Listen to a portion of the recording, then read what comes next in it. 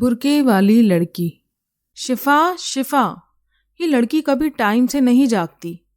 रोज सुबह आधा घंटा तो इसी को उठाने में लगाओ। मैं बहुत परेशान हूँ इसकी इस आदत से। सानिया बड़बड़ाती हुई बावर्ची खाने में चली जाती है। अरे सानिया, क्यों मेरी बच्ची पर भड़कती हो? मेरी फूल जैसी लाडो को तंग न करो और सोने दो। सादत अली अपनी दाढ़ी बनाते हुए शीशे पर खड़े होकर बोले, हाँ हाँ क्यों नहीं, तुम्हारी लाडो तो दुनिया से अनोखी है। शादी ब्याह तो करोगे नहीं इसकी, क्या सारी उम्र घर बिठाओगे जो यूं आदत खराब कर रहे हो?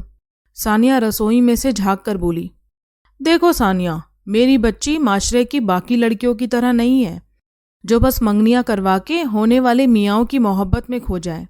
मेरी बच्ची पढ़ने लिखने वाली फर्मा बरदार बच्ची है जो जिंदगी में कुछ हासिल करके अपनी काबिलियत साबित करेगी। देख लेना, एक दिन ऐसा होगा और तुम मेरी बात याद करोगी।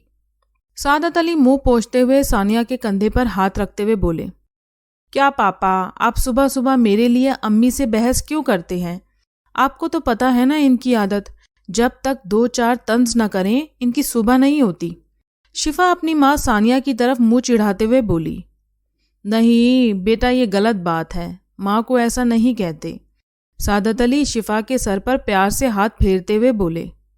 कुछ देर बाद शिफा नीली डेनिम और हल्के गुलाबी रंग का कुर्ता पहनकर कॉलेज के लिए तैयार होकर खड़ी हो गई। लाओ अम्मी, अब मेरा नाश्ता दे दो, जल्दी करो, मुझे देर हो रही है। शिफा अपने बैग में किताबें डालती हुई बोली। तभी अगले ही पल सानिया नाश्ते की प्लेट लेकर कमरे में दाखिल होती है। हाय अल्लाह, ये लड़की माशरे में हमारी नाक कटवा के छोड़ेगी।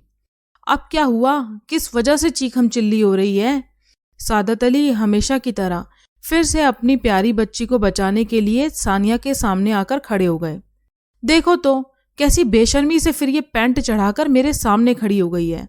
अगर मोहल्ले में किसी ने देख लिया तो कैसी थूतू होगी। सानिया माथे पर हाथ मारती हुई बोली। सानिया तुम रुको ना, मैं बात कर तो रहा हूँ। सादत अली सानिया को हाथ से इशारा करते हुए बोले। इधर शिफा अपनी दलीलें देना शुरू हो गई। क्या पापा, अब इसमें क्या बुराई है? शिफा कॉलेज का बैग बड़े आराम से कंधे पर टांगते हुए बोली। बेटा, बुराई किसी चीज में नहीं, पर हर चीज वक्त और जगह देखकर करनी चाहिए। पर पापा, मैं ऊपर से बुर्का पहन तो लूंगी, तो फिर क्या परेशानी है? कोई नहीं देखेगा मोहल्ले में, आप फिक्र ना करें। शिफा, मैं तुम्हें कभी किसी बात पर रोकता टोकता नहीं हूं, पर बाहर जाकर यूं बुर्का उतार देना भी तो गलत बात है। पर पापा, आप नहीं समझते, बाहर की दुनिया में बुर्के पछड़ेपन की नजर से देखा जाता है। ना बाबा ना, मुझे अपना मजाक बनवाने का कोई शौक नहीं। नहीं शिफा, ऐसा भी नहीं है, ये तो बस अपनी अपनी सोच है। इंसान की तरक्की उसके दिमाग से होती है, ना कि उसके पहनावे से। अच्छा चलो ठीक है, नहीं उतारूंगी। शिफा ने बात को रफा दफा करते हुए कहा और अपना बैग उठाकर बाहर के दरवाजे की तरफ चली गई। पर शिफा के मन में बहुत से सवाल थे जो तेज लहरों की तरह उफन रहे थे। वह अपने मन में ही बुदबुदाने लगी। ये लोग कहते हैं बुर्का पहनो, पर इन लोगों को क्या समझाऊं कि बाहर की दुनिया कहाँ से कहाँ पहुंच चुकी है।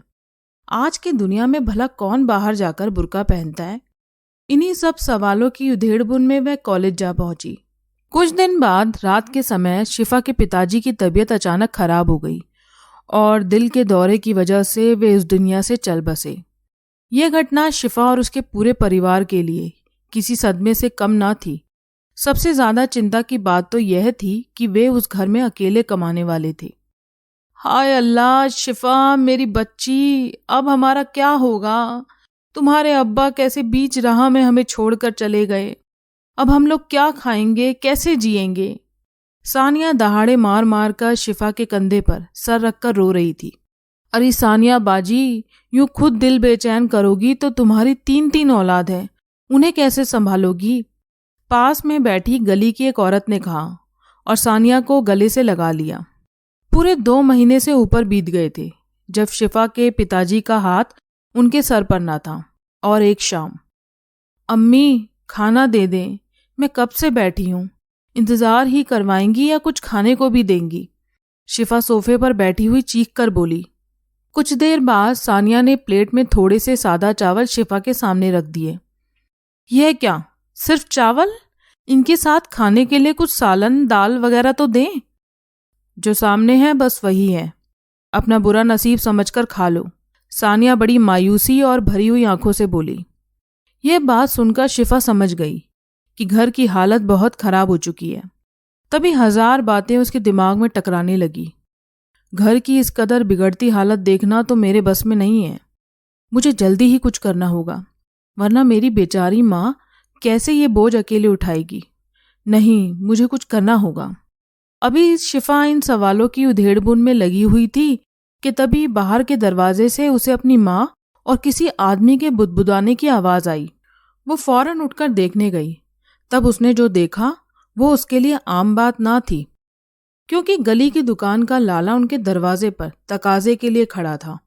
ऐसा उसने अपने अब्बा के राज में कभी ना देखा था, क्योंकि कोई गैर मर्द दरवाजे तक पहुंचे उसके अब्बा ऐसा मौका आने ही नहीं देते थे। सब सामान वे खुद लाते और लोगों का सारा हिसाब किताब बाहर ही कर देते। सानिया को तो इन सब बातों का पता भी न था कि कौन सी चीज़ कहाँ से आती है।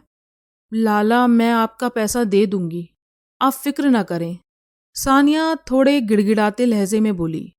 फिक्र कैसे ना करूं बहन, पूरा 2.5 महीना हो गया मैं राशन भिजवाए जा रहा हूं, पर तुम पैसा देने का नाम ही नहीं ले रही। लाला, तुम्हें तो पता है ना, इन्हें फौत हुए थोड़ा ही वक्त हुआ है, पर मैंने कुछ लोगों से खुद के काम की बात की है। उम्मीद है जल्दी ही मेरा काम लग जाएगा। सानिया बहन, सादत अली बहुत अच्छे आदमी थे, उन्हीं का मुंह देखकर तो मैं राशन भिजवा देता हूँ, पर मुझे भी तो दुकान चलानी है, ऐसे बिन पैसे कब तक दूंगा। पर जब तुम इतना यकीन दिला रही हो तो मैं अभी चला जाता हूँ।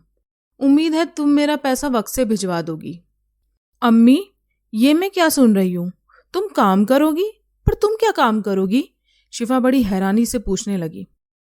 मैं अनपढ़ भला घर के अलावा क्या काम जानती हूँ, तो जाहिर है घर का ही काम करूँगी। यानी ये कि जो वो गली के कोने पर आफरीन रहती है ना, तुझे तो पता है उसका मियाँ दुबई में है, तो पैसे से काफ़ी भरी पूरी है। तो उसी से कहा था मैंने कि काम के लिए कोई घर दिलवा दे, तो वो बोली, सानिया बहन बुरा ना मानो तो मुझे भी एक कपड़े वाली और रोटी वाली चाहिए। तो मैंने फ़ौरन हाँ भर दी, और उसी ने और 2 घर में बात कराई है, कल उनका भी जवाब आ जाएगा। यह सुनकर शिफा सुबक सुबक कर रोने लगी। उसे अपनी माँ के मुंह से ये बातें सुनने तक में जोर पड़ रहा था। नहीं अम्मी, नहीं, बिल्कुल भी नहीं, ये तो मुमकिन ही नहीं है। जब मैं भी मर जाऊं तब जाना तुम लोगों के बर्तन धोने। यह सुनते ही सानिया ने शिफा के मुंह पर जोर का चाटा रखा और उसे कलेजे से लगाकर फूट फूट कर रोने लगी। फिर कुछ ही देर की बहस के बाद शिफा सानिया को इस बात पर राजी कर लेती है कि वो खुद पढ़ाई छोड़कर नौकरी करेगी। अगले दिन कॉलेज में क्या हुआ, अभी मैंने सुना कि तुम नेहा से अपनी नौकरी की बात कर रही थी, अभिषेक ने शिफा से पूछा। अभिषेक शिफा की क्लास में पढ़ता था और उसका काफ़ी अच्छा दोस्त भी था। हाँ, मुझे नौकरी की सख्त ज़रूरत है। तुम्हें तो पता है ना कि मेरे पिताजी नहीं रहे, तो घर चलाने का जिम्मा अब मुझ पर ही है। मैं घर में सबसे बड़ी जो हूँ। ये तो ठीक है, पर फिर तुम्हारी पढ़ाई का क्या होगा? वो तो जाहिर है कि छोड़नी ही पड़ेगी। शिफा अपने कलेजे को महसूस कर बोली। अरे नहीं, पढ़ाई छोड़ने की गलती ना करना, सिर्फ आखिरी साल की ही तो बात है, फिर उसके बाद तुम्हें डिग्री मिल जाएगी और उससे फिर अच्छी सी नौकरी भी। अभिषेक, तुम साल की बात कर रहे हो, मैं तो हफ्ता भी नहीं रुक सकती। तुम नहीं समझ सकते कि हमारे घर की हालत बहुत खराब हो गई है। अच्छा, चलो मैं तुम्हारी परेशानी का कोई हल ढूंढने की कोशिश करता हूँ। अपनी तरफ से जो बन पड़ेगा ज़रूर करूँगा। शाम को घर में घुसते ही सानिया की नज़रें शिफा से सवाल कर रही थी कि हमारी मुफलसी को मिटाने का कुछ रास्ता ढूंढ लाई हो या नहीं, पर शिफा ने अभिषेक से हुई बातचीत का कोई जिक्र न किया। अगले ही दिन अभिषेक ने शिफा को अच्छी खबर सुना ही दी। देखो शिफा, मैंने अपने पिताजी से तुम्हारी बात की थी, मैंने उन्हें तुम्हारी पूरी परेशानी बता दी है, तो वो तुम्हें अपनी दुकान पर रखने के लिए राज़ी हो गए हैं। तुम्हें तो पता है मेरे पिताजी एक ज्वेलरी शॉप चलाते हैं, तो वो लड़कियों को तो काम पर रखते ही है, जिनका काम होता है ग्राहकों को गहने दिखाना। और सबसे अच्छी बात तो ये है कि पिताजी इस बात पर भी राज़ी हैं कि तुम कॉलेज के बाद दुकान जाओ, यानी 4 बजे, और पूरे 8 बजे दुकान बंद हो जाती है। क्योंकि उनका भी मानना है कि तुम्हें पढ़ाई पूरी करनी चाहिए और वो तुम्हें तनख्वाह भी पूरी देंगे, जैसे कि और लड़कियों को मिलती है। ओह अभिषेक, तुम्हें नहीं पता तुमने मेरी कितनी बड़ी परेशानी हल कर दी। तुमने मुझ पर बहुत बड़ा एहसान कर दिया है। तुम नहीं जानते तुमने मेरे लिए क्या किया है। मैं तो पढ़ाई की उम्मीद ही छोड़ बैठी थी, पर इस बात को सुनकर तो मुझे लग रहा है कि शायद मैं अपनी पढ़ाई पूरी कर लूंगी। हाँ क्यों नहीं, बिल्कुल करोगी। और तुम्हारे पिताजी का भी तो यही सपना था। हाँ सच कह रहे हो, मगर मैं घर की परेशानियों में कुछ इस कदर उलझ गई थी कि चारों तरफ अंधेरा ही अंधेरा दिख रहा था। पर अब मुझे रास्ता नजर आ रहा है। हाँ पर मेरी बात अभी पूरी नहीं हुई है। इस सब के साथ एक शर्त भी है। शर्त? कैसी शर्त? शर्त नहीं, खैर ये दुकान का नियम है कि सब सेल्स गर्ल्स को साड़ी पहननी होती है। तो तुम पहन पाओगी? अच्छा। शिफा एक पल के लिए सोच में पड़ गई, पर तुरंत बोली, क्या दुकान में चेंजिंग रूम है? हाँ है, पर क्यों? साड़ी वहीं जाके पहन लिया करूँ तो कोई दिक्कत तो नहीं? नहीं, ऐसी कोई दिक्कत नहीं है, बस काउंटर पर साड़ी पहनकर खड़ा होना होगा। तो ठीक है, अब ये भी बता दो कब से आना है? अच्छे काम में क्या देर, कल से आ जाओ। और हाँ, पिताजी से मैंने बात कर ली थी, वो 1 महीने की तनख्वाह एडवांस दे देंगे ताकि तुम अपने घर की फौरन की ज़रूरतें पूरी कर सको। ये खबर शिफा के लिए किसी लॉटरी से कम नहीं थी। आज मिठाई के साथ वह घर में दाखिल हुई। नौकरी की खबर सुनते ही सानिया भी खुशी से झूम उठी। अगले ही दिन शाम को ठीक 4 बजे शिफा अभिषेक के पिताजी सेठ संपत लाल की ज्वेलरी शॉप पर पहुंच गई। संपत लाल 55-60 साल के कद में लंबे और शरीर से दरमियान व्यक्ति थे। बाल कुछ सफ़ेद कुछ काले थे। तुम्हारे पिताजी का सुना मैंने, बहुत दुख हुआ, पर अब तुम चिंतित ना होना, मुझे भी अपना पिता मान सकती हो। संपत लाल ने शिफा के सर पर हाथ रखते हुए कहा। रूबी, रूबी, जल्दी आओ। संपत लाल ने आवाज मारी। जी सर। एक 28-29 साल की महिला गहरे बैंगनी रंग की साड़ी में आ खड़ी हुई। देखो ये शिफा है, ये बच्ची आज से हमारे यहाँ काम करेगी, तो तुम इसे सारा काम समझा देना और साथ ही इसकी ड्रेस का भी इंतजाम करवाओ। जाओ बच्चे, आज सिर्फ काम क्या है कैसे होगा बैठ के देखो, कल तक ड्रेस आ जाएगी तो फिर कल से काउंटर संभालना। संपतलाल बड़े प्यार से बोले। पहले ही दिन शाम को दुकान बंद होने के समय पर वादे के मुताबिक संपतलाल ने 1 महीने की तनख्वाह शिफा के हाथ पर रख दी। उन पैसों को हाथ में लेते ही शिफा की आंखों से आंसू टपकने लगे। तब संपतलाल मुस्कुराते हुए मजाक में बोले, बेटे रो नहीं, फिक्र न करो, इन पैसों के बराबर का काम करा ही लूंगा। जी जरूर, शिफा भी मुस्कुरा कर बोली। रात को घर में घुसते ही शिफा दौड़कर सानिया के गले लग गई और बोली, ये लो अम्मी, मेरी पहली तनख्वाह, अब तुम फौरन लाला के पैसे चुका दो। हाँ मेरी बच्ची। पहले सानिया ने हाथ में आए रुपए चूमे और माथे से लगा लिए, फिर उसने शिफा के माथे को चूमा और कहा, तुम्हारे अब्बा की बात याद आ गई। कौन सी बात? कुछ नहीं, तुम जल्दी हाथ पैर धो लो, मैं खाना लाती हूँ, और देखना कल सुबह ही लाला के पैसे लौटा के आऊंगी। अब एक बार फिर दिन हंसी खुशी से गुजरने लगे। शिफा बहुत अच्छी तरह से घर भी संभाल रही थी और अपनी पढ़ाई भी कर रही थी, पर इस सब के लिए उसे काफ़ी मेहनत करनी पड़ रही थी। पहले सुबह उठकर कॉलेज के लिए तैयार होती, फिर कॉलेज पहुंचने से पहले मेट्रो स्टेशन जाकर बुर्का उतारती और फिर कॉलेज जाती। शाम को 4 बजे दौड़ी दौड़ी सेठ की दुकान पहुंचती, वहां जाकर साड़ी बदलती और फिर ग्राहकों के साथ सर खपाती। शाम को फिर मेट्रो स्टेशन जाती और साड़ी बदलकर बुर्का पहनती और फिर घर पहुंचती। उसकी जिंदगी तो लिबास के जाल में ही फंसी गई थी, पर फिर भी उसे कोई शिकायत नहीं थी, क्योंकि उसके दिल को सबसे बड़ी तसल्ली तो ये थी कि वो अब भी अपनी पढ़ाई कर रही थी। फिर एक दिन सानिया गली में खड़ी सब्जी ले रही थी, तभी गली की औरत रिहाना आ धमकती है। अरे सानिया बहन कैसी हो, मैंने सुना है तुम्हारी शिफा नौकरी चढ़ गई है। रिहाना ठेले पर पड़े टमाटरों में हाथ डालती हुई बोली। हाँ, सानिया ने भी अपनी सब्जियां छांटते हुए बिना नजर मिलाए बड़ी नरमी से जवाब दिया। अच्छा, पर आफरीन तो बता रही थी कि वह अब भी पढ़ रही है। रिहाना ने इस तरह कहा जैसे उसने किसी छुपी हुई बात से पर्दा हटा दिया हो। हाँ, पढ़ती भी है और नौकरी भी करती है, इसमें इतनी हैरानगी की क्या बात है? सानिया सब्जी वाले को पैसे देती हुई बोली। अरे सानिया, ये कैसी नौकरी है जो आधे दिन की है? यहाँ गली के पढ़े लिखे लड़कों को तो ऐसी नौकरी मिल नहीं रही। तुम्हारी बेटी ने कैसे ढूंढ ली? सानिया, सच बता दो, कौन सी नौकरी कर रही है जो घंटों के हिसाब से पैसे मिलते हैं? रिहाना मुस्कुराकर सानिया की तफरी लेते हुए बोली। रिहाना, तुम कहना क्या चाहती हो? और जो तुम कहना चाह रही हो वो मैं अच्छी तरह समझ रही हूँ, और अगर इसके आगे एक लफ्ज भी बोला तो हलक में से जुबान खींच लूंगी। मेरी बच्ची कितनी मेहनत कर करके हम सबको पाल रही है, ये तो मैं ही जानती हूँ।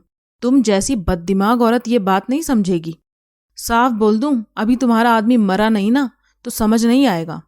ये कहकर सानिया सब्जियों की थैलियां लेकर अपने घर की तरफ चल दी। हाय हाय सानिया, क्या हो गया तुझे? कैसी बद्दुआ वाली बातें कर रही है? अरे तेरा आदमी नहीं रहा तो क्या सबके मार डालेगी? रिहाना फटी हुई आंखों से बोली। हाँ, अगर मेरी लड़की के बारे में किसी ने बदजुबानी की तो यही जवाब मिलेंगे। सानिया दुपट्टा ठीक करती हुई बोली। मुझसे क्या जुबान लड़ा रही है? गली में किस किस का मुंह बंद करेगी? रिहाना ऐसे बोली जैसे पूरी गली ने उससे ये सब कहने को कहा हो। मुझे गली वालों से कोई मतलब नहीं। जब मेरे घर में खाने को नहीं था तो क्या गली वाले राशन डाल गए थे? जो मैं गली वालों की परवाह करूं? भाड़ में जाओ तुम और भाड़ में जाए गली वाले। यह कहकर सानिया सीधी अपने घर चली गई। उसने एक बार भी बड़बड़ाती रिहाना की तरफ देखा तक नहीं। आखिर में रिहाना अपनी किरकिरी होते देख सब्जी वाले से बोली। देख लो भैया, भलाई का जमाना ही नहीं। मैं तो हालचाल ले रही थी, यह है कि मेरे सर पर ही चढ़ी जा रही है। बेचारा सब्जी वाला क्या बोलता, वह चुपचाप अपनी सब्जियां सही करने में जुट गया। उसी शाम सानिया का मन बहुत उदास था। रिहाना की बातें उसके दिल में खंजर की तरह चुभ रही थी। शिफा अपनी माँ का चेहरा देखकर यह तो समझ गई थी कि कोई बात है। तब उसने अपनी माँ का मन टटोलने की कोशिश की और पूछने पर उसे सारी बात पता चली जो उस दिन गली में हुई थी। तब शिफा के मन में एक डर सा समा गया कि अभी तक मैंने अम्मी को यह बात नहीं बताई है कि मैं वहां जाकर बुर्का उतारकर साड़ी पहनकर काम करती हूँ। वह यह नहीं समझ पा रही थी कि उसे यह बात अपनी अम्मी को बतानी चाहिए या नहीं। जाने उसकी अम्मी को यह बात अच्छी लगती या बुरी। फिर उसने सोचा कि फिलहाल भलाई इसी में है, जो चल रहा है इसे ही चलाया जाए। और कुछ महीनों की तो बात है, साल पूरा हो जाएगा और फिर मुझे मेरी डिग्री मिल जाएगी। उसके बाद तो मैं पूरे दिन की नौकरी के लिए कहीं भी अर्जी लगा सकती हूँ। वैसे भी अभिषेक के पिताजी की दुकान हमारे इलाके से काफ़ी दूर है और यहाँ की औरतें तो इलाके से बाहर जाने में बहुत कतराती हैं, तो वहाँ तक कौन पहुँचेगा? और इन औरतों को तो फैशन की भी कोई जानकारी नहीं। ये तो गली के सुनार के पुराने डिज़ाइन में ही बहुत खुश हो जाती हैं। यह सब सोचकर उसने अपने दिल को तसल्ली दी और सोने चली गई। 2-3 महीने बाद गली में खबर उड़ी कि रिहाना का लड़का इलाके के बाहर की एक लड़की के इश्क में पड़ गया है और जल्द ही उससे शादी करने वाला है।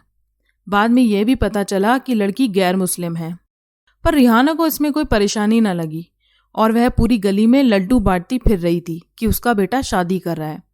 और आखिर में एक दिन वही हुआ जो नहीं होना चाहिए था। शाम के वक्त शिफा अपनी दुकान पर हमेशा की तरह ग्राहकों में उलझी हुई थी।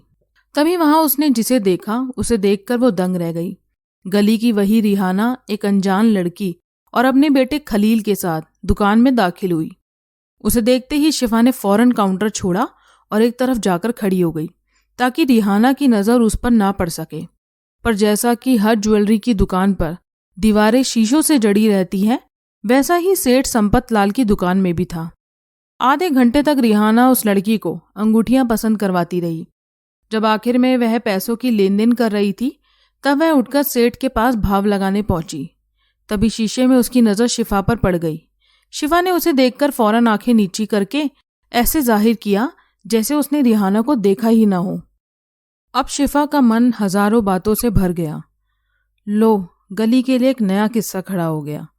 अब कई दिनों तक इसी बात के चर्चे होंगे। ये रिहाना तो पूरी गली में इस बात का ढिंढोरा जरूर पीटेगी। पर उसे इस बात पर बड़ी हैरानी हुई कि रिहाना ने उसके पास आकर उससे कुछ नहीं कहा। रिहाना ने ऐसे जताया जैसे उसने शिफा को देखा ही ना हो। फिर शिफा ने अपने मन को समझाया, क्या पता ये मेरी मजबूरी समझ गई हो। इसे भी तो पता है कि मेरे अब्बा का इंतकाल हो चुका है और मैं ही घर चला रही हूँ। क्या पता ये इस बात को किसी से कहे ही ना। जब तक वह अपने दिल को तसल्ली दे रही थी तभी रिहाना उस लड़की और अपने लड़के के साथ दुकान से बाहर निकल गई। शाम को शिफा घर पहुंची तो सानिया सर पर हाथ रखकर आंगन में बैठी हुई रो रही थी। जैसे ही शिफा घर में घुसी सानिया ने उसके मुंह पर जोर का चांटा जड़ा।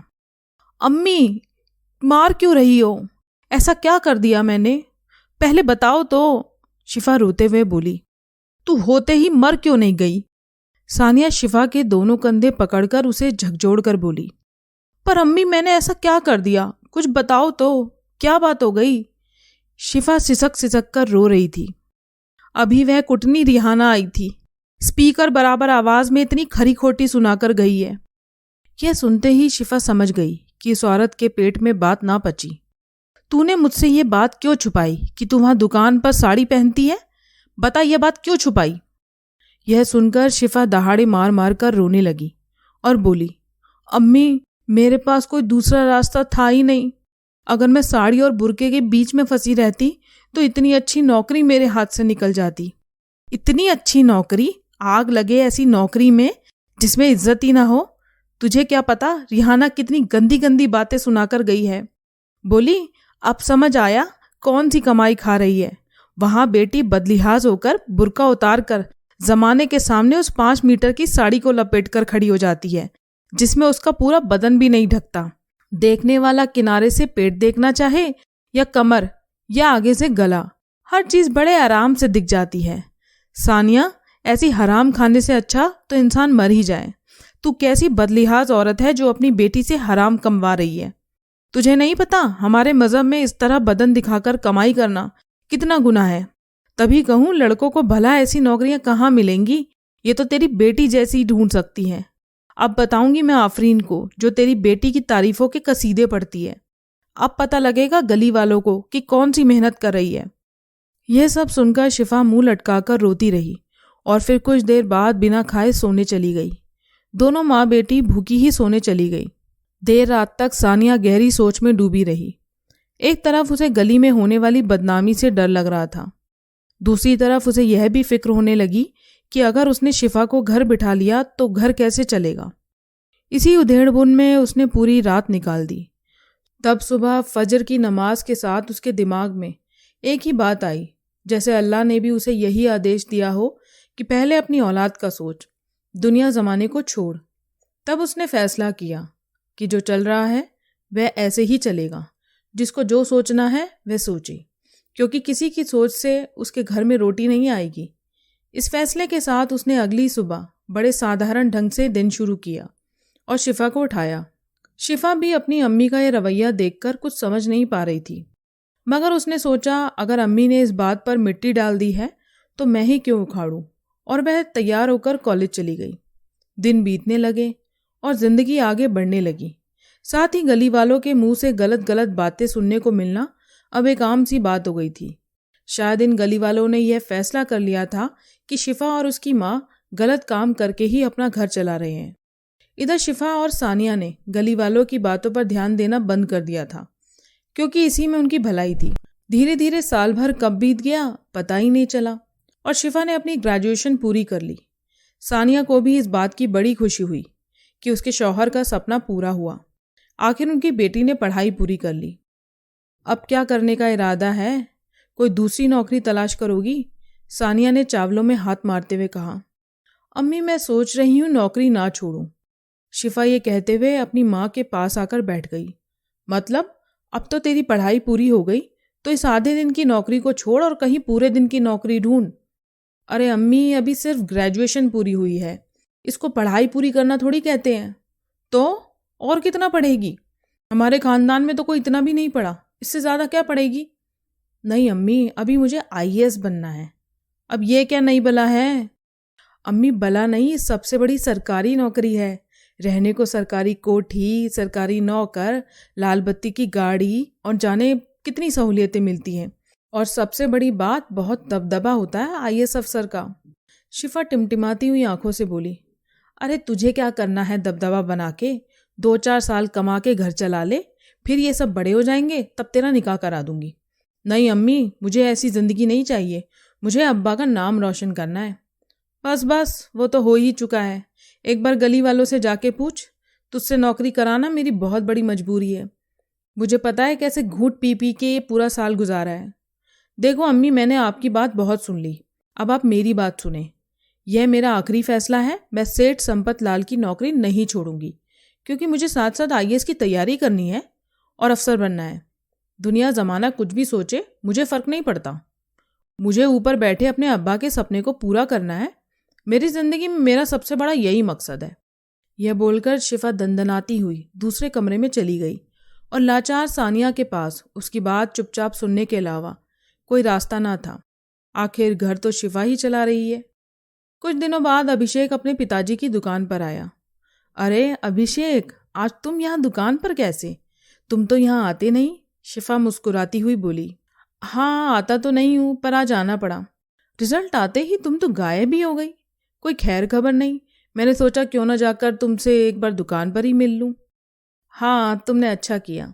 मैं भी बड़े दिन से यही सोच रही थी कि तुमसे कोई मुलाकात नहीं हो पाई। और आगे क्या करने का इरादा है? अभिषेक ने पूछा। तुम तो जानते ही हो मेरे साथ क्या परेशानी है, पर फिर भी मैंने अपनी ज़िंदगी का लक्ष्य निश्चित कर लिया है। अच्छा, ये तो बहुत अच्छी बात है। तो बताओ क्या सोचा है तुमने? मैं सोच रही हूँ मैं आईएएस की तैयारी शुरू कर दूँ। अरे वाह, ये तो बहुत अच्छा सोचा तुमने। पर मैं ये सोच के परेशान हूँ कि बिना कोचिंग और सहायता के कैसे करूँगी। अभिषेक हंस पड़ा। अरे, मैं इतनी वजनी बात कह रही हूँ और तुम हंस रहे हो? तुम मेरा मजाक उड़ा रहे हो। नहीं नहीं, मैं तुम्हारा मजाक नहीं उड़ा रहा। मैं तो केवल इस बात पर हंस रहा हूँ कि हम दोनों एक जैसा ही क्यों सोचते हैं। मतलब तुम भी आईएएस बनोगे? हाँ भाई, सोचा तो है। पिताजी ने कोचिंग में दाखिले की बात भी कर ली है। अभिषेक, तुम कितने खुशनसीब हो, क्योंकि तुम्हारे पिताजी तुम्हारे साथ हैं। अगर आज मेरे अब्बा भी जिंदा होते तो कुछ भी करके मेरा दाखिला ज़रूर करा देते। यह बात सेठ ने सुन ली और पीछे से शिफा के सर पर हाथ फेरते हुए बोले, बेटी, मुझे अपना पिता ही समझ, फिर मेरे रहते ऐसी बात क्यों कहती है? तो चिंता न कर, तेरा दाखिला भी करवाता हूँ मैं। पर सर, यह फीस बहुत महंगी है, मैं नहीं भर पाऊंगी। अरे पागल बच्ची, मुझे पता है, पर तुझसे फीस किसने मांगी? तू बस पढ़। नहीं सर, ये बहुत ज़्यादा एहसान हो जाएगा। मैं कैसे आपका कर्ज उतारूंगी? बेटा, ये तो तू कैसी बात कर रही है? मैं भी तेरे पिता जैसा हूँ।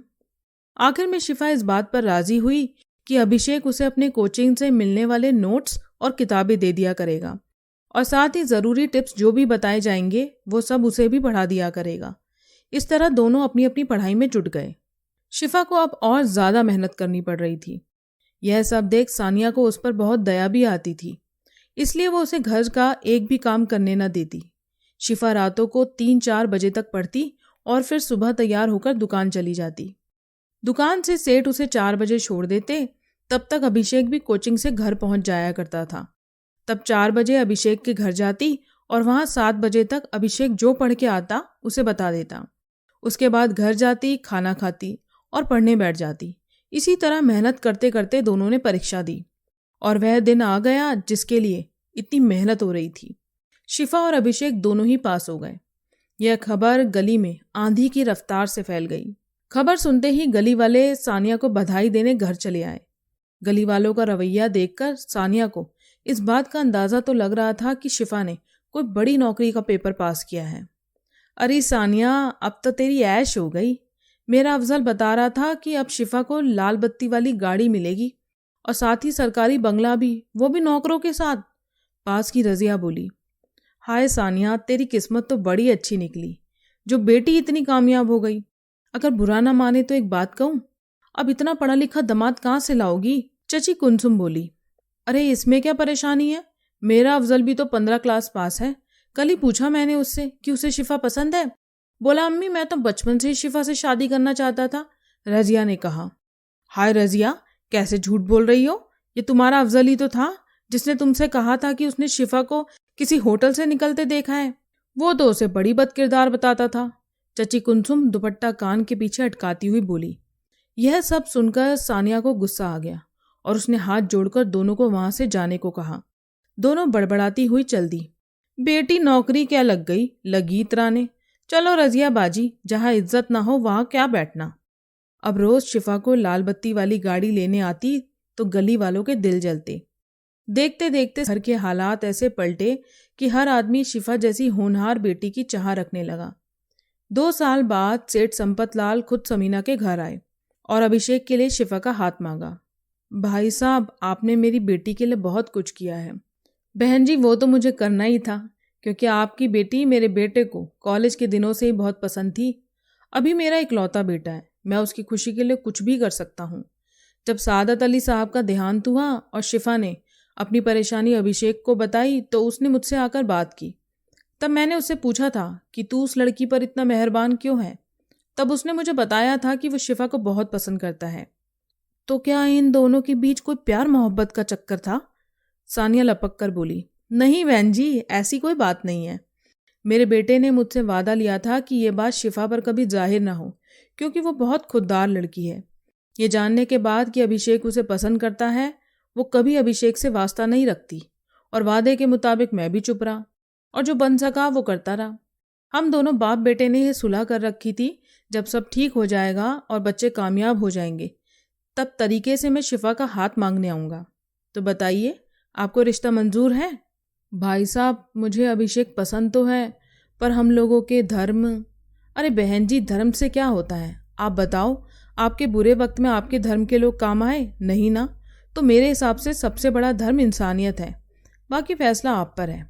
भाई साहब, आपकी बात सही है। चलिए, मुझे रिश्ता मंजूर है, पर शादी हमारे रिवाज से होगी। हाँ हाँ, मंजूर है। आप अपने दरवाजे पर अपने अरमान पूरे कर लो, बहू घर ले जाकर हम अपनी सी कर लेंगे। इसी के साथ दोनों ठाके मारकर हंस पड़े।